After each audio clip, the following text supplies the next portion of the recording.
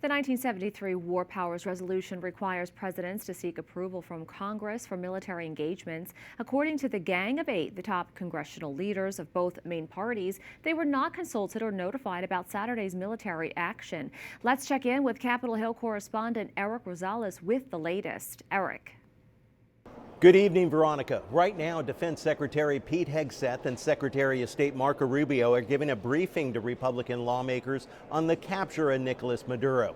While most Republicans are defending President Trump's actions, Democratic leaders are responding with fury, slamming it as an illegal act that needed congressional approval. This was a military action, and pursuant to the Constitution, only Congress has the power to declare war, to authorize acts that take place in this regard. Venezuela is not a security threat to the United States. They're not threatening to invade us. There is no terrorist group like Al-Qaeda operating there that has plans to attack the United States.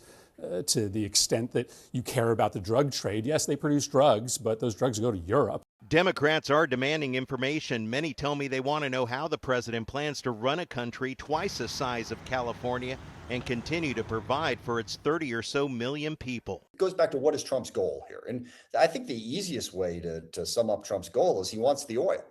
He wants U.S. oil companies to have greater control over Venezuelan oil. Republican Congressman Jim Jordan says he trusts the president and his actions. When you have a guy who's not recognized as the head of state, who's head of a narco-terrorist criminal operation, who's cozying up to Iran and China, and he's doing it right here in our hemisphere, bringing that individual to justice, I think that's a good thing. President Trump and others say any pre-notification of the capture would have endangered the mission and military personnel.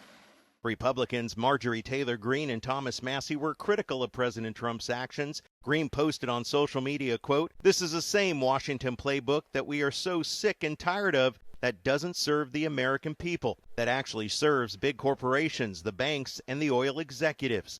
Other Republicans say any new leadership in Venezuela must meet all U.S. demands. We want them to stop the drug trafficking. We want them to stop the weapons trafficking. We want them to expel the Cubans and the Iranians and the Islamic radicals, and we want them to return to the civilized world and be a good neighbor that contributes to stability, order, and prosperity in our own backyard. This week, the Senate is expected to vote on a resolution to block President Trump from any further military action against Venezuela without congressional approval. Even if it does pass, it will likely go nowhere. You may recall that the House failed to pass a similar bill last month.